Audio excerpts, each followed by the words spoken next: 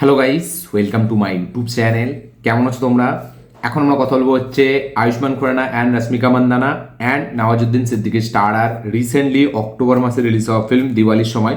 ফিল্মটার নাম হচ্ছে থামা, ডিরেক্টেড বাই আদিত্য সারপোদ্দার, যে মুঞ্জার মতো সিনেমাটা ডিরেক্ট করেছে, হরর কমেডি ফিল্ম। তার পাশাপাশি কাপুর ডাবল একটি সিনেমা এসেছিল জি5-এ, যাতে সোনাক্ষী, রিতেশ দেশমুখ ছিল। তো ওই সিনেমারও ডিরেক্টর এই ডিরেক্টর। তো মুঞ্জারির যে ডিরেক্টর, সেই ডিরেক্টরেরই কাজ হচ্ছে এই থামাটা। এটা প্রডিউস করেছে হচ্ছে Maddox films. Maddox horror comedy universe, আমরা সকলেই জানি একটা ইউনিভার্স তৈরি হয়েছে এবং সেটার শুরুয়াত তো অনেক আগে থেকেই হয়ে গেছে। স্ত্রী থেকে হয়েছিল, বাট তখন তো ইউনিভার্স তৈরি হয়েছিল না। তারপরে আমরা রিসেন্টলি দেখলাম যে স্ত্রী 2 থেকে সেটার ইউনিভার্স চালু হয়ে গেছে, বা কাইন্ড অফ ভেরিয়া থেকে তার ইউনিভার্স চালু হয়েছে। এবং এই ফিল্মটা থেকে এই যে MHCU এর যে টাইটেল কার্ডটা, মানে অ্যাকচুয়ালিতে আমরা হরর কমেডি তো জানতাম, ঠিক আছে, যে ম্যাডক একটা ইউনিভার্স বানাচ্ছে, বাট এই যে অফিসিয়াল টাইটেল, সেই টাইটেলের সাথে ফার্স্ট ইন্ট্রোডাকশন যে ফিল্ম, সেটা হচ্ছে এই ফিল্মটা, যেখান থেকে ইউনিভার্সের পুরো প্রপার সেট আপ হয়ে গেছে। তো MHCU, এই ম্যাডক হরর কমেডি ইউনিভার্সের ফুল নেম। তো এই ফিল্মটা থামাটা আমি দেখলাম, ফাইনালি কমপ্লিট করলাম। কেমন লাগলো আমার থামা? এবং এই ফিল্মটা কি স্ত্রী 2 এর মতো হলো? এই ফিল্মটা কি ভেরিয়া লেভেলের হলো? ভেরিয়া ডেফিনেটলি একটা স্ট্রং ফিল্ম না, একটা হেভি ফিল্ম না, বাট তাও তার মতো কি হলো, নাকি আরও বেটার হলো, নাকি মুঞ্জার মতো হলো, নাকি মুঞ্জার থেকেও ফার বেটার, বা স্ত্রী 2 এর থেকেও, বা স্ত্রীর থেকেও অনেক বেটার, নাকি অনেক খারাপ হলো এইসব ফিল্মের তুলনায়, সেই সব নিয়ে এই ভিডিওর মধ্যে কথা হবে। তো চলো ভিডিওটা শুরু করা যাক। তো কেমন হলো আদিত্য সারপোদ্দার, মানে হচ্ছে মুঞ্জার ডিরেক্টরের নেক্সট ফিল্ম, যেটার নাম হচ্ছে থামা। এক লাইনে যদি আমি ফিল্মটা রিভিউ করি, এই ফিল্মটা আমার মুঞ্জার থেকে বেশি ভালো ফিল্ম একটা মনে হয়েছে। বাট এই ফিল্মটা কোনো মানে কোনো দিক থেকে স্ত্রী বা স্ত্রী 2 এর ধারে কাছে নেই। বা এই ফিল্মটা আমি বলতে পারি ভেরিয়ার থেকে আমার ভালো লেগেছে এই ফিল্মটা। মানে স্ত্রী এবং স্ত্রী 2 এর পরে যদি কোনো ফিল্ম থাকে, সেটাকে আমি এই ফিল্মটাকে রাখবো। এই ফিল্মটা মানে কিছু কিছু সিকোয়েন্স ডেফিনেটলি আমাকে হাসায়, এবং সেটা পুরোই ক্রেডিট যায় পরেশ রাওয়াল এবং আয়ুষ্মান খুরানার ওপর, এবং নওয়াজুদ্দিন সিদ্দিকীর কিছু সিকোয়েন্স, একদম লিমিটেড সিকোয়েন্স, যেগুলো আপনাকে মজা দেবে। ফিল্মটা মানে একটা প্রথম যখন আপনি দেখবেন, স্টার্ট হবে ফিল্মটা, এগোবে, তো আপনার একটা মনে হবে যে একটা ওয়ান টাইম ওয়াচ, অ্যাভারেজ একটা ডিসেন্ট এক্সপিরিয়েন্স আমি বলবো, মানে কাইন্ড অফ ডিসেন্ট, মানে অ্যাবভ অ্যাভারেজ, ঠিক আছে। বাট মানে লাস্টের কিছু দিক এগোনোর সময় ফিল্মটার মধ্যে কিছু সিকোয়েন্স আছে যেগুলো ডেফিনেটলি আপনাকে মজা দেয়, এবং সেখানে পুরো ক্রেডিটে যায় সত্যরাজ, এখানে জানার ক্যারেক্টারে আমাদের অভিষেক, এবং আমাদের আয়ুষ্মান এবং পরেশ রাওয়ালের ক্যারেক্টারটা, ঠিক আছে। এবং রশ্মিকা মান্দানার রোলটা আমার এখানে একটুও ভালো লাগে, সত্যি বলছি। তার ক্যারেক্টার মানে ম্যাডক হরর কমেডি ইউনিভার্সের মেন যে মূল জিনিসটা, সেটা হচ্ছে নারী কেন্দ্রিক সিনেমা বেশিরভাগটাই। আপনি যদি স্ত্রী দেখেন, শ্রদ্ধা কাপুর, স্ত্রী 2 এর শ্রদ্ধা কাপুর, মানে তার এতে, বা আপনি যদি ভেড়িয়াতে দেখেন, সেখানে যে মেন যে অ্যাকচুয়ালিতে কাইন্ড অফ অ্যান্টাগনিস্ট, আবার কাইন্ড অফ একটা হিরো, সেটাও কিন্তু আমাদের কৃতি সারানের ক্যারেক্টারটা। এবং এই ফিল্মেও কিন্তু এখানে আমাদের রশ্মিকার ক্যারেক্টারটা। বাট রশ্মিকার এখানে মানে আপনি স্ত্রী দেখলে শ্রদ্ধা কাপুরের পারফরমেন্স, বা ভেড়িয়াতে যদি কৃতি সারানের পারফরমেন্স দেখেন, সেখানে শুধু মানে কি বলবো, একজন অ্যাক্ট্রেস হিসাবে না, একটা কাইন্ড অফ একটা ক্যারেক্টারাইজেশন, ঠিক আছে, মানে সেই রকম টাইপের আপনি যদি দেখেন, সেগুলো অনেকটা বেশি। একটা ক্যারেক্টারের ডিজাইনিং, ক্যারেক্টার ডেভেলপমেন্ট, সেটা এই ফিল্মের তুলনায় অনেকটা বেশি সেখানে। বাট এইখানে কিন্তু রশ্মিকার ক্যারেক্টারটার যে ইম্প্যাক্টটা, ঠিক আছে, যে অ্যাকচুয়ালি যে কী বলে স্পেসিফিকেশান, সেটা কিন্তু পুরো থ্রু আউট স্ক্রিন প্লে আপনি বুঝতে পারবেন না, আপনি ফিল করতে পারবেন না।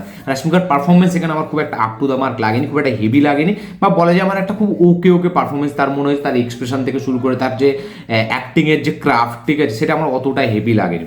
হ্যাঁ, আয়ুষ্মান যেহেতু সে এইসব রোল, মানে এরকম টাইপের কমেডি, সে তার একটা আলাদা এক্সপিরিয়েন্স আছে, সেই টাইপের অ্যাক্টার, তো সে তাই জন্য ভালো পুল আপ করেছে। এবং রাজকুমার রাওয়ের মতো করতে পারেনি ডেফিনেটলি, বাট সে ডেফিনেটলি ভালো কাজ করেছে। এবং সবথেকে আমার হেভি লেগেছে এখানে পরেশ রাওয়ালের কিছু সিকোয়েন্স। পরেশ রাওয়াল যেটুকু সিকোয়েন্স আছে হেভি লাগে, তার পাশাপাশি হচ্ছে সত্যরাজের ক্যারেক্টারটা, এবং তার সাথে জানার ক্যারেক্টারটা।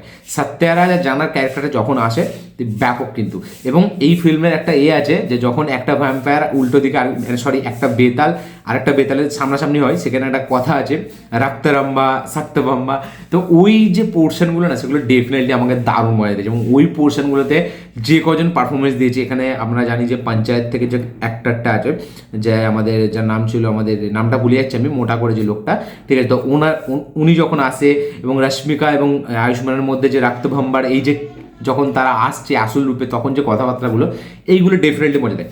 বাট আমি বলবো মুঞ্জার থেকে ফার বেটার ফিল্ম আমার এটা মনে হয়েছে। মুঞ্জার থেকে কমেডি এলিমেন্টসও অনেক বেশি, মুঞ্জিয়ার থেকে মুভমেন্টসগুলো খুব সুন্দর ডিজাইনিং করেছে, এবং তার সাথে সাথে মানে থিয়েটারে যখন আপনি দেখবেন যে ভেড়িয়ার সাথে ভেড়িয়ার কেমিও আছে, বা ভেড়িয়াকে এই টাইপের একটা প্রেজেন্টেশন, একটা নতুন ভেড়িয়ার সাথে আপনার ইন্ট্রোডিউস করানো হবে। তারপর ভেড়িয়া যখন নিজেকে আয়নায় দেখবে, তো এই যে মুভমেন্টসগুলো, এই যে সিকোয়েন্সগুলো, বা এই যে কাইন্ড অফ ক্যামিওগুলো আমি যদি বলি, সেগুলো কিন্তু ডেফিনেটলি আপনাকে মজা দেয়। মানে থিয়েটার আপনি প্যাকড অডিয়েন্সের দেখলে এই যে ইউনিভার্সের যে মজাটা, যে ইউনিভার্স মানে আমরা সকলে কী জানি যে ক্রস ওভার, যে অ্যাভেঞ্জার্স থেকে শুরু করে, বা আমরা লোকের সিনেম্যাটিক ইউনিভার্সে যদি দেখি বা স্পাই ইউনিভার্সে দেখি, যে একটা ক্যারেক্টারের ক্যামিও থাকবে অন্য একটা ফিল্মে, তো এইখানে মানে প্রপার সেট আপ করা হয়েছে এই ফিল্মটার মাধ্যম দিয়ে ইউনিভার্সটা। এবং এখানে ভেড়িয়া কিন্তু খুব একটা স্ট্রং মানে রোল প্লে করতে চলেছে, মানে ভেড়িয়া একটা এদের কাইন্ড অফ একটা লিডার হতে চলেছে, যেটা আমার মনে হচ্ছে। ঠিক আছে, মানে ভারুন ধাওয়ানের ক্যারেক্টারটা একটা আলাদা ইম্পর্টেন্স থাকবে, বা ভারুন ধাওয়ান মেবি এই ফিল্মের আয়রন ম্যান হতে চলেছে। ঠিক আছে, তো দেখা যাক কি হয় ইউনিভার্সটা। বাট আমি যদি অ্যাজ এ ফিল্ম হিসাবে দেখি, নর্মাল একটা ফিল্ম, ইন্ডিভিজুয়াল, মানে ম্যাডাম ইউনিভার্সের পার্ট না, তাহলে এই ফিল্মটা ডেফিনেটলি ভালো ফিল্ম। বাট ইউনিভার্সের ফিল্ম হিসাবে যদি দেখি, তাহলে এই ফিল্মটা কিন্তু স্ত্রী লেভেলের হয়নি। মানে অ্যাকচুয়ালি দেখুন, ম্যাডক ইউনিভার্সের আমার ফেভারিট ফিল্ম হচ্ছে স্ত্রী এবং স্ত্রী 2। এই দুটো ফিল্মে আমার ডেফিনেটলি বেটার মনে হয়। মুঞ্জিয়া আর ভেড়িয়া আমার একদম মানে খুব একটা খাস লাগেই না, সত্যি বলছি। মানে খুব গুনে চুনে একটা সিকোয়েন্স, সেগুলো পুরো অভিষেকের জন্য যায়।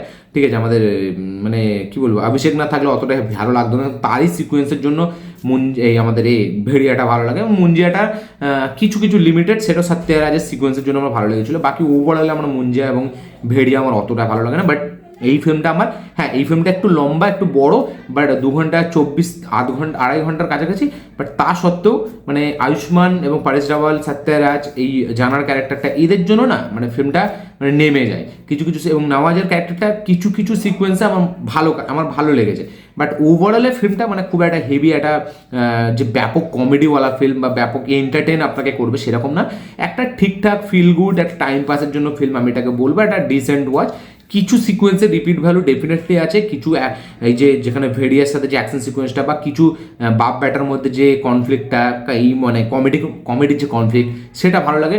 ওভারঅলে এই ফিল্মটা আপনি রিপিটে মানে আপনি প্রেফার করবেন না। তো আমারও খুব একটা হেভি লাগেনি। বাট আমি বলবো মুঞ্জিয়া এবং ভেড়িয়ার থেকে একটু বেটার ফিল্ম এটাকে আমার লেগেছে। তো একটা ডিসেন্ট টু টাইম পাস করার জন্য ফিল্ম এক্সপিরিয়েন্স আমি এটাকে বলবো। আপনারা যারা ভেড়িয়া আপনারা যারা দেখেছেন, আমাদের নাম ভুলে যাচ্ছি আমি, থামা দেখেছেন, তাদের কি বক্তব্য, কি রিয়াকশন, কি মতামত অবশ্যই কমেন্টে লিখে জানাবেন। হ্যাঁ, যেহেতু ইউনিভার্স, পোস্ট ক্রেডিট সিকোয়েন্স, কিছু কিছু কেমিও, সেগুলো ডেফিনেটলি মজা দেয় আপনাকে। একটা মানে আপনি এখানে দেখতে পাবেন যে স্ত্রী 2 এর সাথে কীভাবে কানেক্টেড, এখানে মেন যে আমাদের থ্যানোস, সে এসে কী করছে, সবাইকে একজুট করছে। তো এই জিনিসগুলো ভালো লাগে, যেগুলো আপনার অ্যাভেঞ্জার্সের কথা মনে পড়াবে।